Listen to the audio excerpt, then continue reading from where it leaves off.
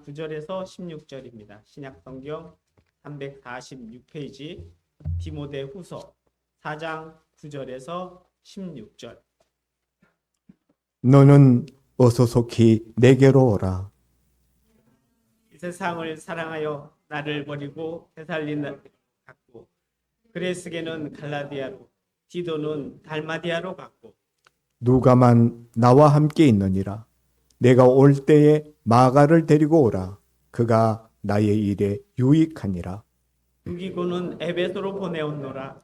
내가 올 때 내가 드로아 가보의 집에 둔 겉옷을 가져오고 또 책은 특별히 가죽 종이에 쓴 것을 가져오라. 우리 세공업자 알렉산더가 내게 해를 많이 입혔음에 주께서 그 행한 대로 그에게 갚으시리니 너도 그를 주의하라. 그가 우리 말을 심히 대적하였느니라. 내가 처음 변명할 때 나와 함께한 자가 하나도 없고 다 나를 버렸으나 그들에게 허물을 돌리지 않기를 원하노라. 아멘. 이 시간 목사님 바울의 마지막 요청이라는 제목으로 말씀 전하십니다. 우리 다 같이 옆에 분들하고 인사 나누겠습니다. 잘 오셨습니다. 참 좋은 날입니다.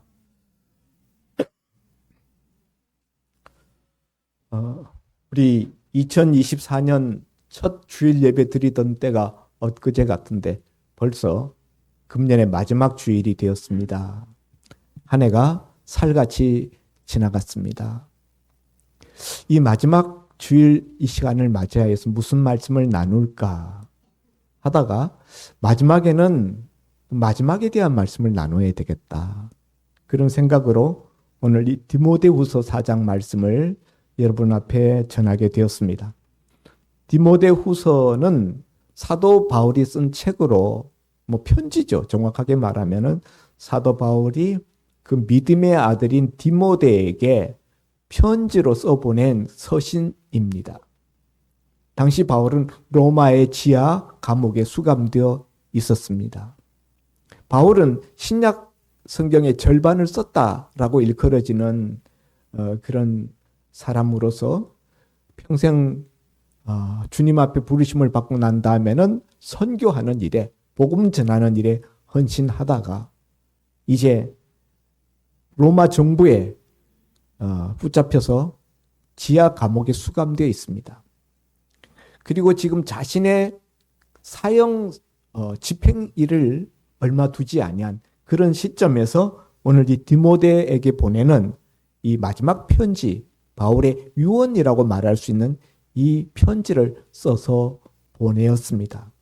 그래서 오늘 우리가 읽은 이 디모데후서 4장에는 바울의 개인적인 심경, 그리고 그가 겪었던 주변의 여러 사람들에 대한 언급이 나타나 있습니다.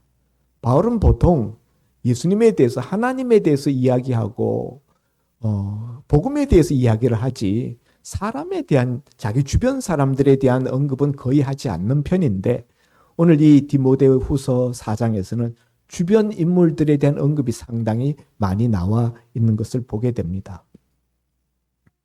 저는 오늘 설교 제목 바울의 마지막 요청이라고 했습니다만은 사실은 더 붙이고 싶은 제목은 마지막이 다가올 때라는 제목이 사실 주보를 인쇄하고 난 다음에 보니까 제목을 이렇게 바꿨을 걸, 이미 인쇄가 다 끝나서 그렇게 했습니다만은 오늘은 마지막이 다가올 때라는 제목으로 말씀을 드리겠습니다. 여러분, 모든 것에는 끝이 있습니다. 시작이 있으면 다 끝이 있어요. 금년도 시작이 있었으니까 이제 마지막 끝이 이제 다가옵니다. 우리 인생도 마찬가지예요. 시작이 있으면 끝이 있습니다.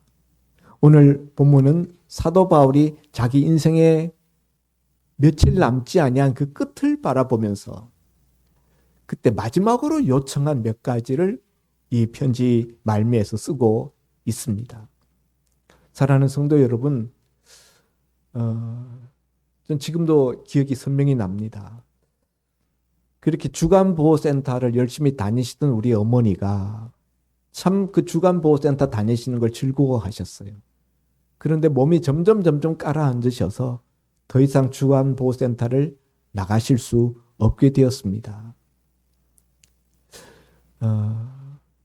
마지막에는 저희가 저희 집에 모셔와서 좀 어머니를 살펴드리려고 했는데 상태가 너무 안 좋아서 성모병원에 모시고 가서 검사를 받았습니다. 의사가 배를 열어보고 바로 덮어버렸어요. 내일 돌아가신다고 해도 전혀 이상할 게 없습니다. 배 안에 암이 가득 찼습니다. 늘 해마다 건강검진을 받고 마지막 몸이 안 좋아서 몇 년은 못 받았지만은 그렇게 암이 가득 차 있으리라고는 전혀 생각을 못 했는데요. 그래서 이제는 요양병원에 이제 모시고 돌아가실 날을 기다리게 되었습니다. 길어봤자 한 달입니다. 근데 정말 한 달 만에 딱 돌아가셨어요. 근데 그런 전혀 죽음을 생각하지 못하고 있다가 그 한 달 사이에 완전히 그냥 상황이 반전되어 버린 것이죠. 우리 어머니는 그렇게 돌아가셨습니다만 저희 아버지는 그 당시 과수 농사를 지으면서 가을 수확철이 되어서 과일을 잔뜩 따가지고 그 과수원 바닥에다가 상자채로 쫙 이렇게 그냥 널어놓고 그날 저녁도 일을 마치고 집에 들어오셔서 저녁 식사하시고 9시 뉴스를 보시고 주무셨는데 밤 1시쯤 가까이 되어서 저희 어머니가 저희 방으로 건너왔어요. 그리고 막 두들겨 깨웠습니다. 일어나라, 일어나라. 아버지가 이상하다. 일어나서 가보니까 아버지 방에 건너가 보니까 벌써 아버지 이렇게 눈이 이렇게 뒤집혀가지고 흰 동자가 나오고 혀가 말려가지고 기도가 막힐까봐 거기에다가 이렇게 뭘 막아 놓으셨더라고 어머니가. 호흡이 끊어질까봐. 박예병원에 그 밤중에 모시고 나왔는데 박예병원에서 1시간 내로 곧 운명하신다고 빨리 모시고 집으로 들어가래요. 그래서 그 밤에 집으로 모시고 들어와서 바로 운명하셨습니다. 불과 아버지 그렇게 된 모습을 발견하고 1시간도 안 되어서 세상을 떠나시는 거예요. 저는 그런 우리 아버님의 갑작스런 저녁 잘 드시고 그 전날도 노동 활동 다 하시고 그리고 밤새 안녕하셨습니까? 라는 인사처럼 밤새 돌아가신 거예요. 인생이라는 것이 생각지도 못하게 이렇게 갈 수 있는 것이구나. 내 인생의 날이 많이 있을 것이라고 우리는 다들 생각하지만은 아무도 몰라요. 우리 아버님 경우에 하룻밤 사이에 그렇게 되실 줄. 우리 아버님 나이 63세. 너무 돌아가시기에는 젊은 나이였죠. 제가 지금 내년이면 70인데요. 그러니 우리 아버님은 생각하면은 전 벌써 죽었어도 몇 번 죽었어요. 그래서 오는 순서는 있지만은 가는 순서는 없다. 늘 우리는 죽음을 생각하면서 살아야 됩니다. 제가 늘 그리스도인의 그 인생 조망, 삶에 대한 관점은 마지막 임종의 순간에 서 있는 것처럼 종점에 서서 내 인생에 가는 길을 바라봐야 우리가 정확한 인생길을 갈 수 있다. 사실은 가보지 않은 종점에 언제 우리가 그 종점에 가서 서서 살아갈 길을 거슬러서 바라본다는 게 불가능할 것 같지요. 그러나 우리는 성경 말씀을 통하여 또 다른 사람들이 죽어가는 그 모습들을 수없이 보아오면서 아하, 나도 저렇게 가겠구나 라는 걸 우리 알고 있어요. 짐작하고 있습니다. 그래서 그 마지막 종점의 순간에 우리 마음을 두고 하루하루 우리 인생 길을 살아가야 된다. 세상 사람들은 오늘만 생각하고 내일만 생각합니다. 마지막 종점은 생각하지 않습니다. 그러나 그리스도인은 그 삶의 자세가 종점에 다 도착한 사람, 그 종점에 선 사람의 그 심경을 가지고 앞으로 나 살아갈 내일과 모레와 한 달, 내년, 그 후년 우리의 하루하루를 그렇게 바라보면서 걸어가야 된다는 말씀을 수차 말씀드렸습니다. 만일 우리 어머니에게처럼 내일 돌아가도 이상치 않습니다. 길어봤자 한 달입니다. 의사로부터 그런 선언을 만일 여러분이 듣는다면은 뭘 하시겠습니까? 종점에서 한번 바라보자고 제가 말씀드렸는데 만일 이런 일이 나에게 일어난다면은 그때 뭘 하시겠습니까? 어떤 분은 세계 여행을 가겠다고. 그런데 그것도 거의 돌아가실 무렵이 될 때는 세계 여행 고사하고 국내 여행도 다니기 어렵습니다. 그런 환경이 얼마 남지 않았는데 여행 다닐 수 있는 그런 환경 가진 사람들은 극소수에 불과합니다. 여행 못 다녀요. 그러면 뭐 하겠습니까? 얼마 남지 않는 그 시간 동안에 삶을 정리해야 되지 않겠습니까?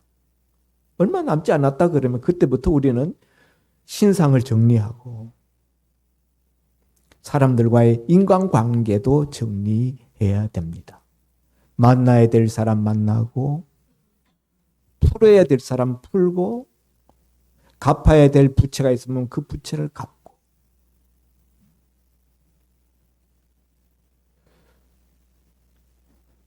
새는 죽음이 가까우면 그 우는 소리가 슬프고 사람은 죽음이 가까우면 그 하는 말이 선해진다 라는 격언이 있습니다. 그러니까 이제 내 죽음이 얼마 남지 않았다라고 생각하게 되면은 마음에 선한 마음, 착한 마음을 가지고 주변을 정리하는 단계로 들어간다는 것이죠. 오늘 바울은 특별히 믿음의 사람입니다. 앞에 보면은 우리가 읽은 본문 앞에 보면은 7절에 나는 선한 싸움을 싸우고 나의 달려갈 길을 마치고 믿음을 지켰으니 믿음을 지켰다. 이제후로는 나를 위하여 의의 면류관이 예비되었으므로 주 곧 의로우신 재판장이 그날에 내게 주실 것이며 내게만 아니라 주의 나타나심을 사모하는 모든 자에게 도니라. 이제 나를 위하여는 의의 면류관이 예비되었다. 이렇게 바울의 마지막 신앙 고백을 피력하고 있습니다. 여기서 딱 끝나도 돼요. 바울의 편지가 나의 달려갈 길을 발바치고 믿음을 지켰고 이제후로는 나를 위하여 면류관이 예비되었다. 그리고 딱 끝나면 멋있을 것 같아. 네?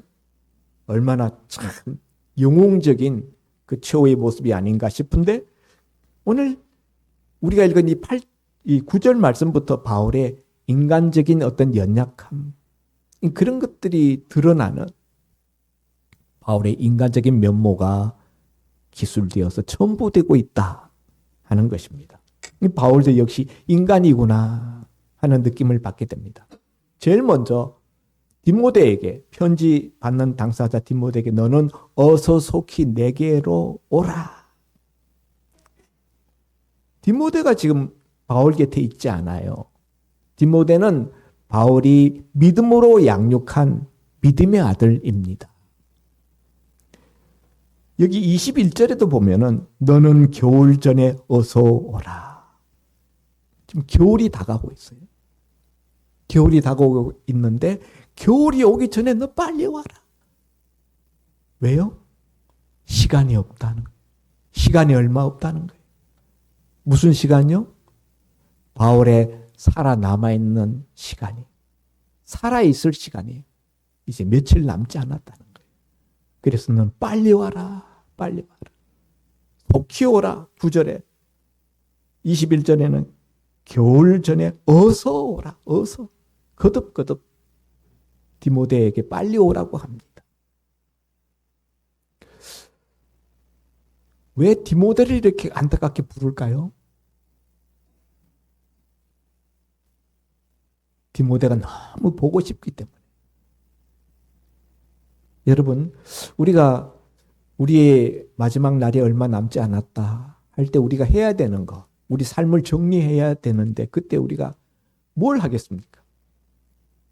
정말 보고 싶은 사람 불러서 그 보고 싶은 사람 마지막 만남을 우리가 가지려고 하지 않겠습니까? 바로 디모데가 그런 사람이었어요.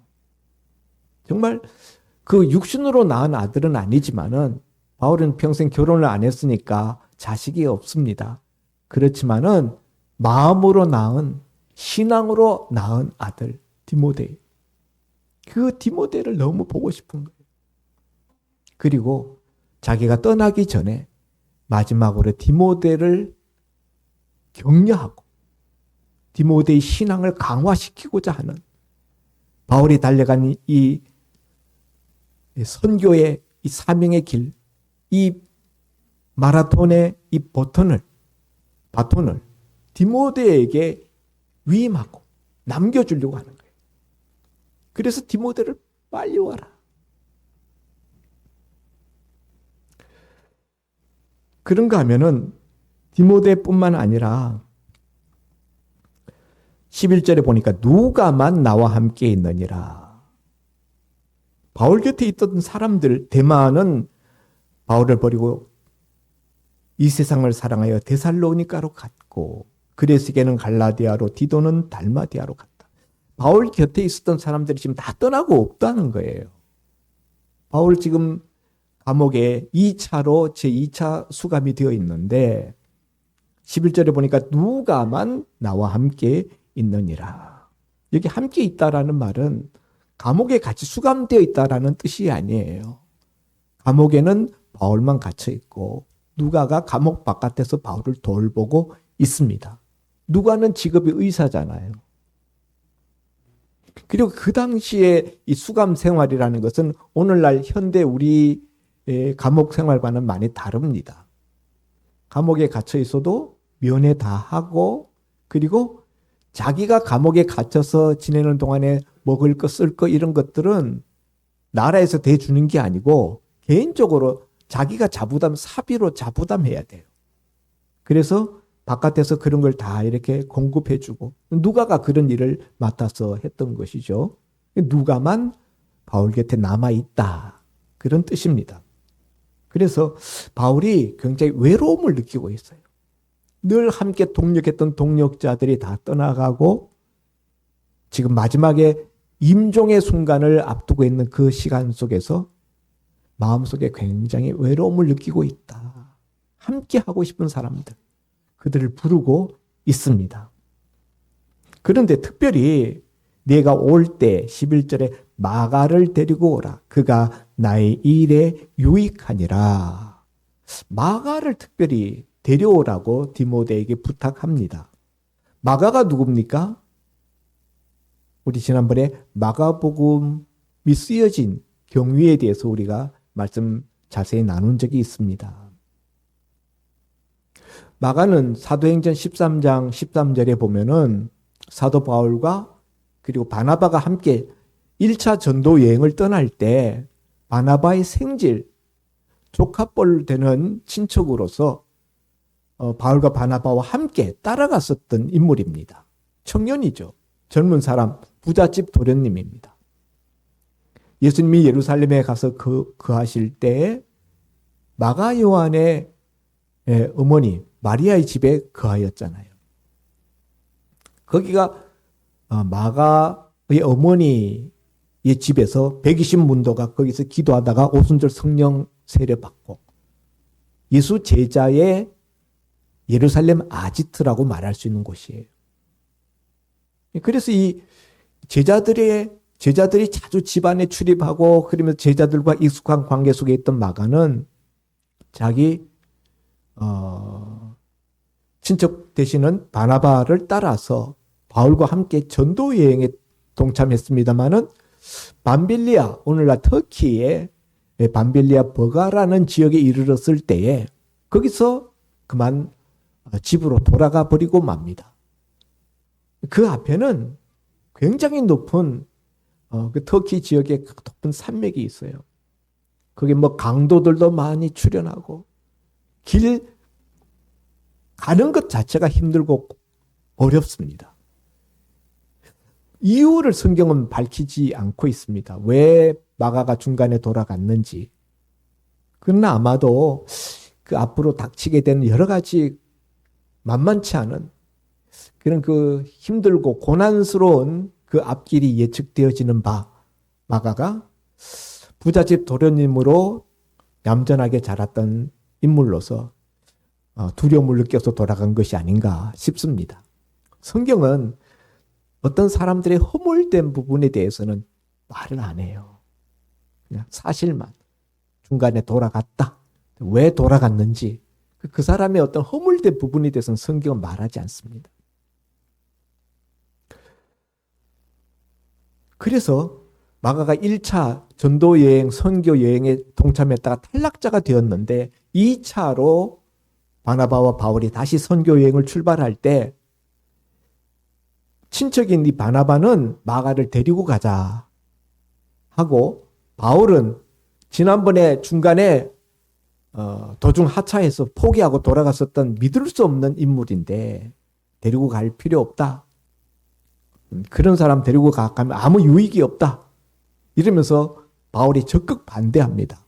그래서 이 바나바와 바울이 심하게 서로 다투고 그래서 같이 전도 여행을 출발하려고 했다가 찢어지게 됩니다. 갈라지게 되어서 바울은 바울대로 실라라는 다른 인물을 데리고 가고 바나바는 자기 생질인 이 마가를 데리고 자기 고향 구브로로 선교를 가고 전도팀이 이렇게 갈라지는 그런 모습을 보게 됩니다. 바울은 그때 마가를 낙인 찍었어요. 신임할 수 없는 인물. 중간에 배신 때리고 간 놈. 성실하지 못하고 좀 힘든 거 어려운 거 못 참는 그런 인물. 이런 식으로 바울은 마가를 생각했다. 그런데 오늘 여기 바울이 마지막 옥중에서 죽음을 기다리고 있는 이 순간에 자기가 불신임했던 믿을 수 없다라고 저런 작전을 데리고 가봤자 아무 유익이 없다라고 말했던 그 마가를 데려오라고 디모데에게 이 마가를 특별히 데리고 오라고 요청하고 있습니다.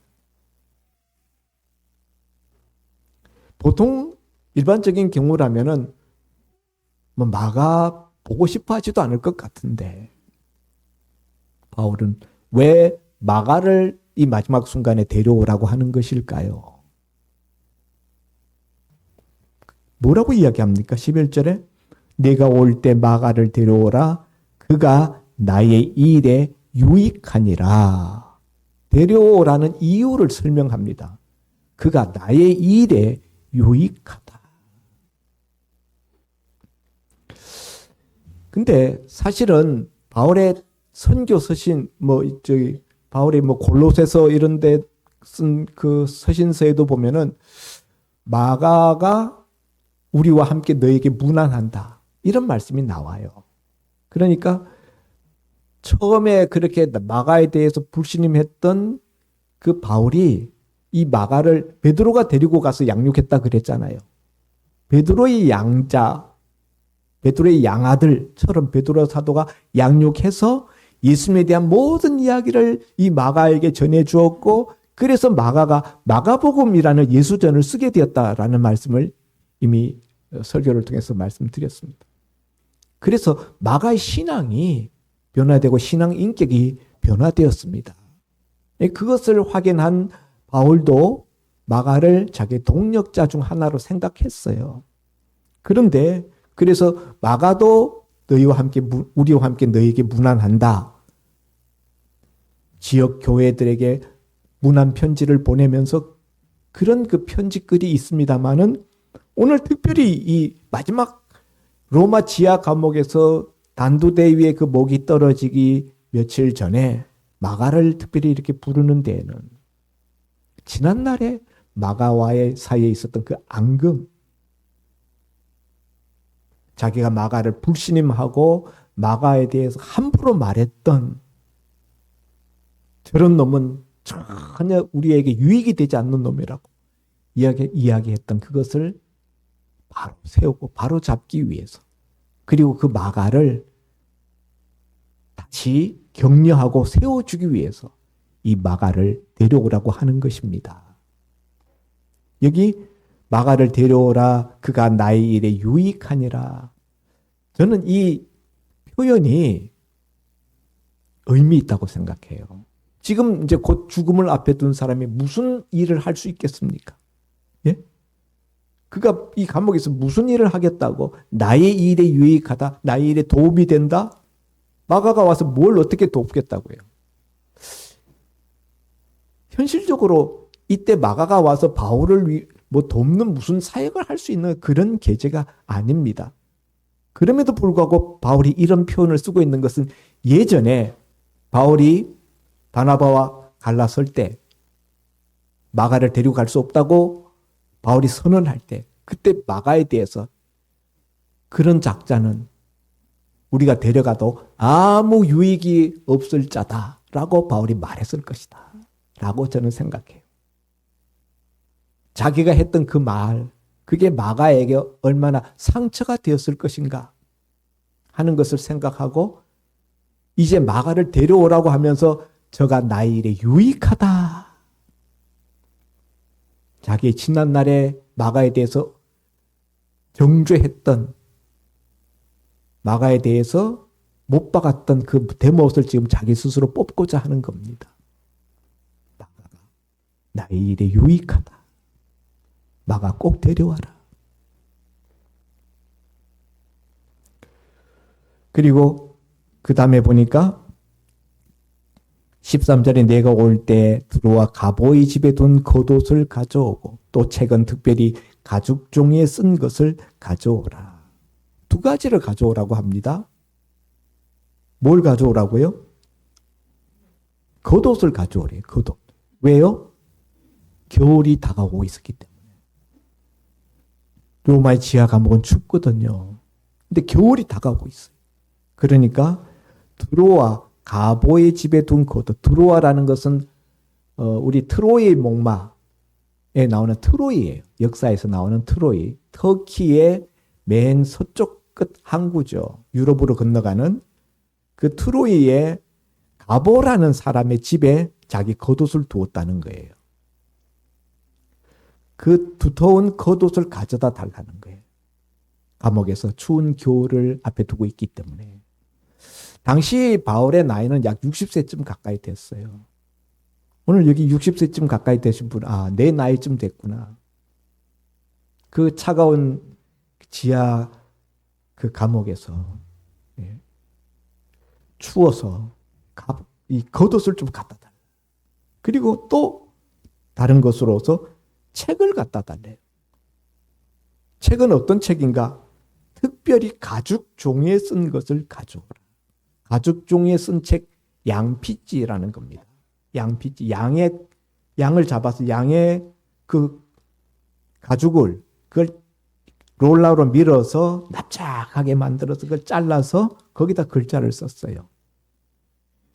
이 특별히 가죽 종이에 쓴 책, 어떤 책일까요?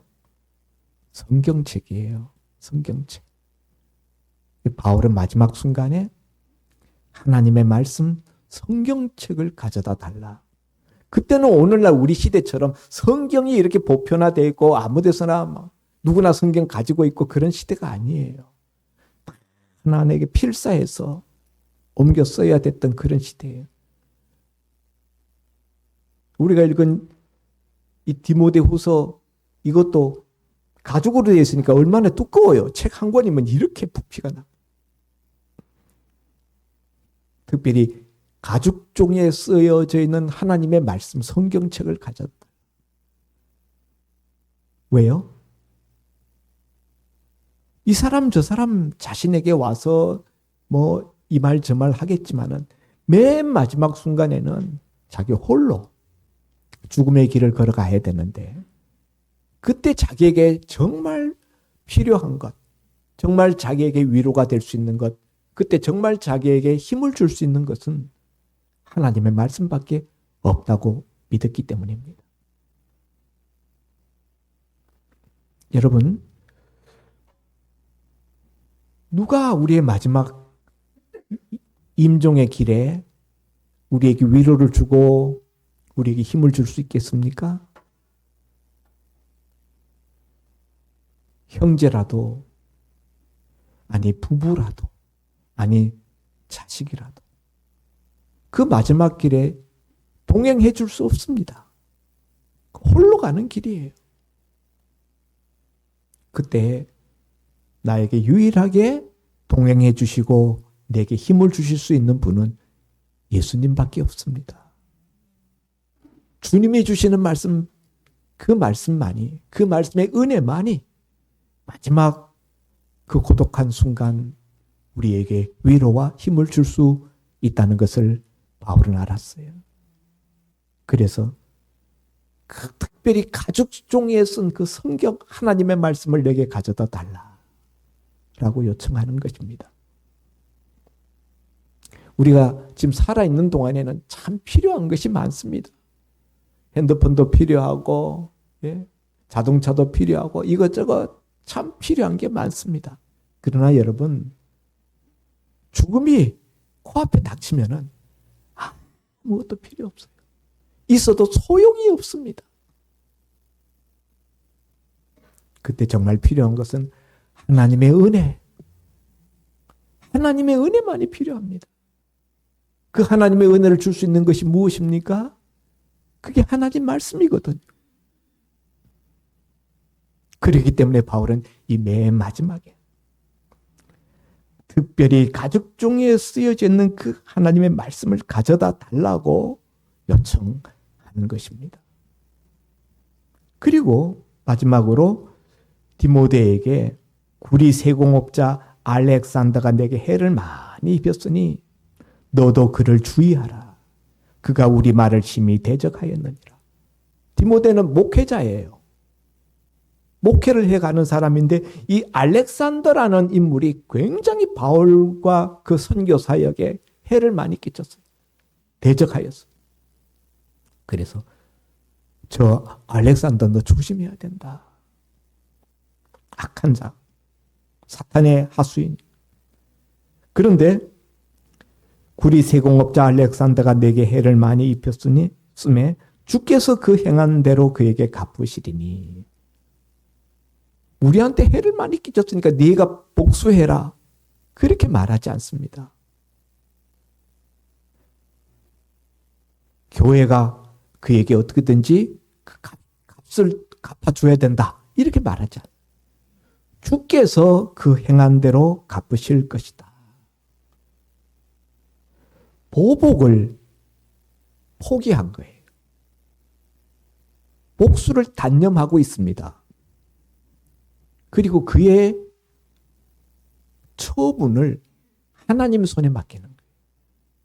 하나님께서 그 작자가 행한 대로 갚으실 것이다.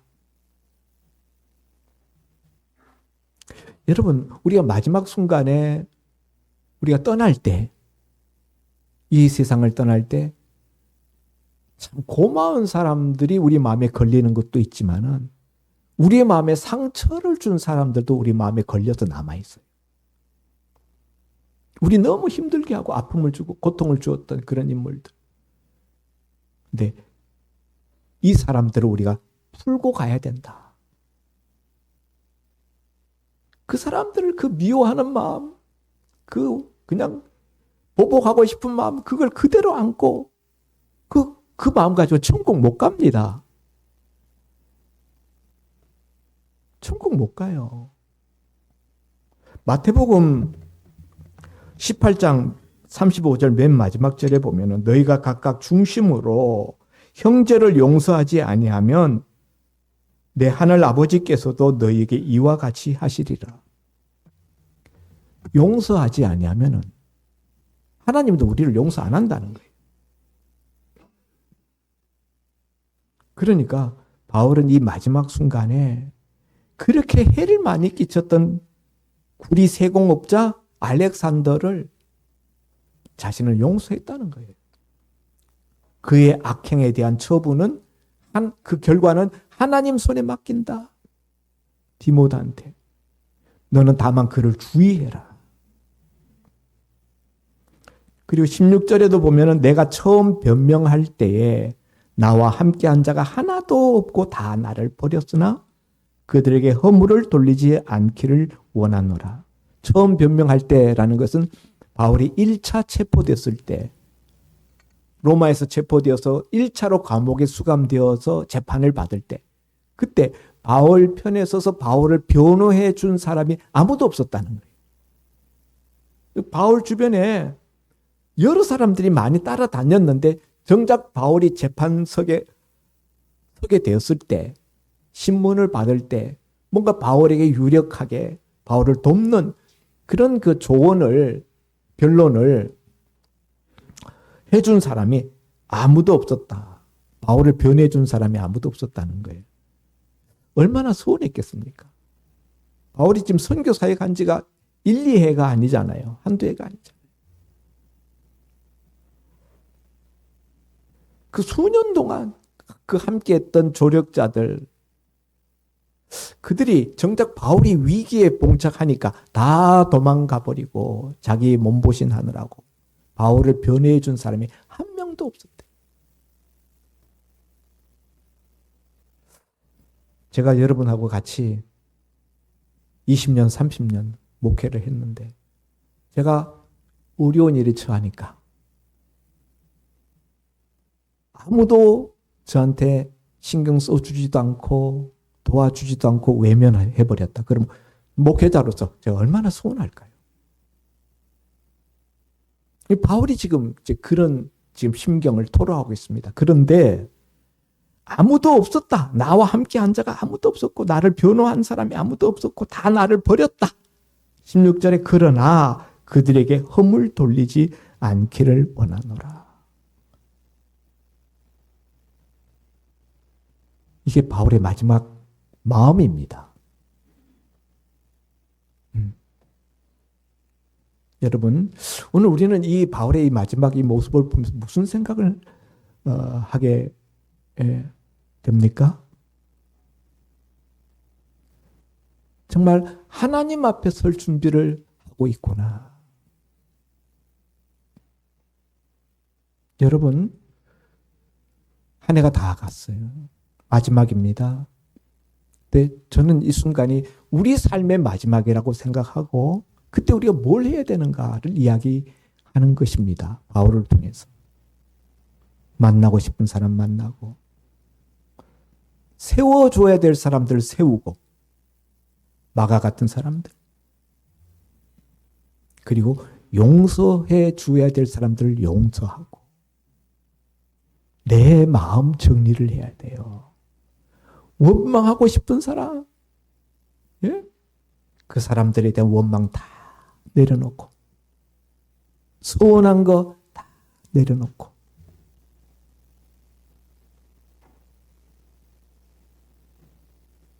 그래야만 우리 주님 보좌 앞에 설 수 있기 때문에. 아멘입니까?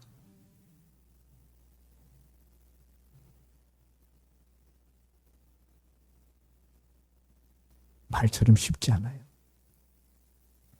저희 아버지는 평생 예수를 믿지 않고 돌아가셨습니다. 저희 삼촌은 목사님이셨습니다. 그러나 우리 삼촌은 평생 병약하셔서 결혼도 못하시고 이북에서 피난 내려올 때부터 우리 할머니랑 우리 아버지, 우리 삼촌 세 식구가 같이 살았어요. 그래서 제가 태어날 때 삼촌이 저를 받아주셨고, 제가 한글 깨우칠 때 삼촌이 저한테 한글 가르쳐 주셨고, 학교 갔다 오면 숙제할 때 삼촌이 도와주셨어요. 저는 삼촌이 아버지나 마찬가지예요. 한 집에서 어렸을 때부터 같이 살았으니까. 저를 키워주시고, 제 이 정신세계는, 이 신앙세계는 삼촌의 그 맥을 제가 이어받았기 때문에 제가 목회자가 된 겁니다. 근데 아버지는 삼촌을 참 혹처럼 생각하셨어요. 평생 결혼도 못하고 자기 집에 그냥 같이 떨거지로처럼 이렇게 사니까. 그리고 맨날 아팠어요.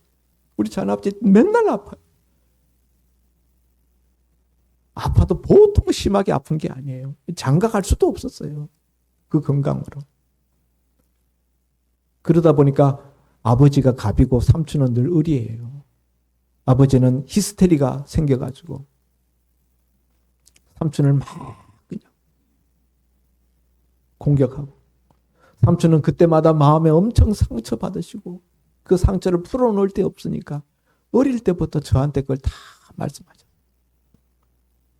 저는 그런 삼촌 이야기를 들으면서 우리 아버지가 되게 나쁘다고 생각했어요. 아버지에 대한 감정이 나빠졌습니다. 그래서 대학 들어가서 아버지랑 대판 싸웠어요. 나중에 커서는 아버지의 인간적인 고뇌도 제가 이해하게 되었습니다. 아버지 63세에 일찍 세상 떠나셨어요. 근데 아버지 세상 떠난 다음에 저는 삼촌을 도와서, 삼촌이 이제 그때 아버지 돌아가시기 한 몇 년 전부터 삼촌 건강이 좋아지셔서 삼촌이 비로소 아버지 형님 집에서 나와서 서울에 작은 개척교회 담임 목사로 가셨습니다. 제가 서울에 올라와서 그 삼촌 곁에서 삼촌 목회를 도왔어요. 근데 삼촌이 늘 아버지에게 받은 그 상처를 이야기하시는 거예요. 어렸을 때부터 제가 수도 없이 들었던 그 이야기를 계속 반복하셔요. 제가 삼촌에게 작은 아버지, 아버지를 아직도 용서 못 하셨습니까? 성경에 보면 7번씩, 70번씩이라도 용서하라는데, 삼촌이 나 용서했다. 너 아버지 다 용서했다. 근데 제가 계속 삼촌이 아버지에 대해서 계속 욕하는 것을 제가 듣기가 괴롭습니다. 너무 많이 들었어요. 다 알고 있는 이야기 또 듣고 또 듣고.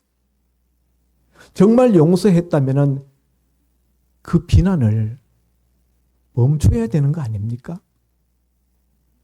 제가 그렇게 이야기했더니 작은 아버지가 얼굴이 딱 그냥 굳으셔가지고, 이놈 봐라. 아마 속으로 이놈 봐라. 피는 못 속이는구나. 결국 지 애비 편 드는구나. 내가 평생 자식처럼 너를 돌봤는데, 아마 이런 그 충격을 받으시는 것 같더라고요. 근데 저는 그 성경적으로 말씀해 드리고 싶었어요. 삼촌 목사님이지만은 성경적이 아니다. 하나님 앞에 가서 서려면은 아버지에 대한 저 원한, 저 증오를 해결하셔야 되지 않나. 그래서 제가 입 바른 소리 제가 했습니다. 삼촌 마음에 참 아팠을 거예요. 그 이후로 삼촌은 더 이상 아버지에 대한 비난을 제 앞에서 하지 않았습니다. 여러분, 우리가 정말 용서했다면은 내 마음을 아프게 했던 그 사람에 대한 그 비난을 입에서 멈춰야 됩니다. 다 용서했다 그러면서, 다 잊었다 그러면서 틈만 나면 그 이야기 계속 쏟아내는 것은 아직 용서하지 않은 거예요. 그리고 그렇게 용서하지 않으면은 하나님도 내 죄를, 내 허물을 용서하지 않는다고 하셨습니다. 우리 삶의 마지막 순간에 우리가 해결해야 될 가장 큰 숙제입니다. 금년 가기 전에 내 마음속에 아직도 맺혀있는, 비난하고 싶고 욕하고 싶고 어떻게 복수해주고 싶은 누군가가 있다면 다 풀어버리시기 바랍니다. 다 용서하시기 바랍니다. 용서하지 못하는 것은 내 스스로 나를 그 증오의 감옥 속에 가두고 사는 거예요. 그 불행한 겁니다. 그 사람 용서가 안 돼서 계속 욕할 때 마음에 기쁨이 있겠습니까? 평안이 있겠습니까? 마음에 즐거움이 있겠습니까? 그 쓰레기 같은 감정이 계속 자기 마음속에 꾸정물, 그냥 가라앉은 꾸정물 저어놓으면 콩나물 대가리 오만 그냥 음식물 찌꺼기 다 올라오는 것처럼 내 감정 다시 솟아올라서 나를 더럽게 만들고 내 마음을 부패하고 썩게 만드는 거예요.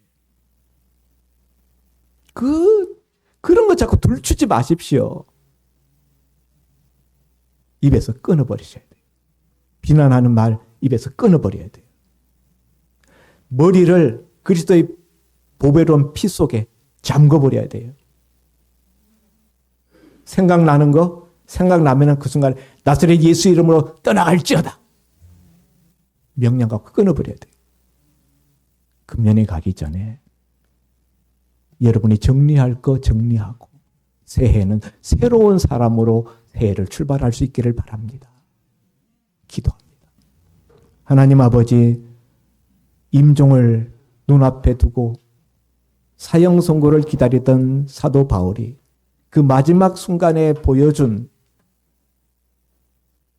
마지막을 어떻게 맞이해야 되는지에 대한 그 모범 말씀을 통해 들었습니다. 듣고 흘려버리지 말게 하시고 사도 바울처럼 나도 그렇게 행하여 살 수 있게 하여 주시옵소서. 예수님 이름으로 기도하옵나이다. 아멘. 말씀 감사합니다. 찬송가 215장 부르면서 봉헌 드리겠습니다.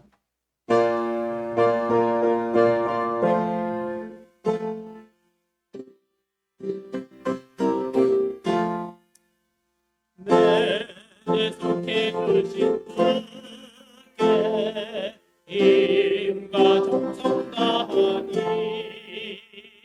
나의 온갖 오직 심사 주를 위한 것일세.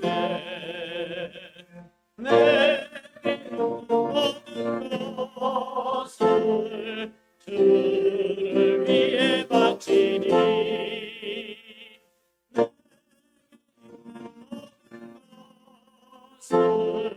주를 위해 바치니 나의 손과 발을 들여 주의 명령에 가고 오직 주만 바라보며 주만 찬양하겠네. 항상 주를 찬송하며 이 몸 바치오리다. 항상 주를 찬송하며 이 몸 바치오리다. 내가 주를 바라보니 나의 영혼 밝아져 십자가를 지신 주만 항상 바라봅니다. 십자가를 바라보며 주만 따라가리라. 십자가를 바라보며 주만 따라가리라. 신기하고 놀라워라 영광스러운 왕이와 나를 친구 삼아주사 영원히 쉬게 하시네. 주의 날개 보아래 영원한 지옥겠네. 주의 날개 보아래 영원한 지옥겠네. 아멘. 주님의 은혜로 한 해를 살았습니다. 그렇게 주께서 우리에게 많은 은혜를 베풀어 주셨음에도 불구하고 내가 받은 은혜를 알지 못하고 너무나 좁고 비겁한 마음으로 사는 저희들을 용서하여 주옵소서. 이 시간도 말씀을 듣고 받은 은혜를 하나님 앞에 표시하고자 우리의 아끼는 물질 중에 일부를 들어 주님 앞에 예물로 드렸사오니 드린 손길들을 주님이 기억하시고 저들의 영혼이 먼저 잘 되게 하시고 영혼이 잘 됨같이 범사에도 잘 되고 강건케 하여 주시옵소서. 그 손으로 무슨 일을 할 때 주의 오른손이 함께하여서 형통케 하시고 잘 되게 하여 주셔서 하나님의 몸된 교회와 성도들을 섬기는 일에 힘있게 쓰임받는 저들 되게 하여 주옵소서. 축복하고 감사하며 예수님 이름으로 기도하옵나이다. 아멘. 아멘. 교회 소식입니다. 돌아오는 화요일 31일 오후 11시에 우리 송구 영신 예배를 드립니다. 송구 영신 예배 오실 때 우리 주보 안쪽에 있는 한 해를 돌아보며 감사할 것 5가지, 그 다음에 또 새해 소원의 제목 4가지, 그거 써서 이름 쓰시고 해서 우리 주보함에 넣어주시면 목사님께서 1년 동안 기도의 제목으로 각 가정 개인에 대해서 또 하시고 기도해 주시겠습니다. 그 다음에 돌아오는 1일 수요일 새벽 기도회와 저녁 예배는 그래서 쉽니다. 재정부 모임이 3일 수요일 저녁 8일 수요일 저녁 예배 후에 우리 목양실에서 있습니다. 그리고 돌아오는 12일 주일은 우리 전교인 공동의회로 모입니다. 네, 12일 두 번째 주일입니다. 그리고 오늘은 전 교인 우리 저기 식사하는 그런 날이 아닌데도 우리 또 최명희 권사님이랑 이렇게 준비해 주셔서 맛있는 음식을 준비해 놓으셨으니까 여러분 꼭 드시고 가시기 바랍니다. 그리고 또 이렇게 짜장밥입니다. 맛있게 준비했으니까 드시고 가시고 또 우리 지난주에서 김봉혜 권사님 이렇게 나오셔서 너무나 반갑고 좋습니다. 우리 소망교회 식구들 작을 때 이렇게 힘들게 지켜주셨던 멤버들이 이렇게 하실 수 있어서 무릎 수술 다 끝나시고 몇 개월 동안 못 나오셨는데 불편해셔서 잘 회복돼서 이렇게 나오실 수 있어서 감사합니다. 목사님 다 같이 일어나셔서 518장 통역 1장 들은 후에 윤진호 목사님 축도로 예배 마칩니다.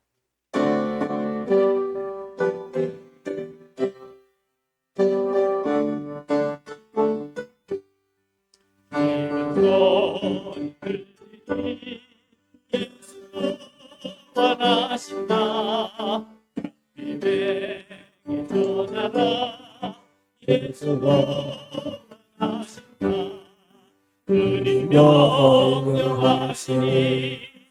하늘 넘고 물 건너 온 세상에 전하라 예수 구원하신다.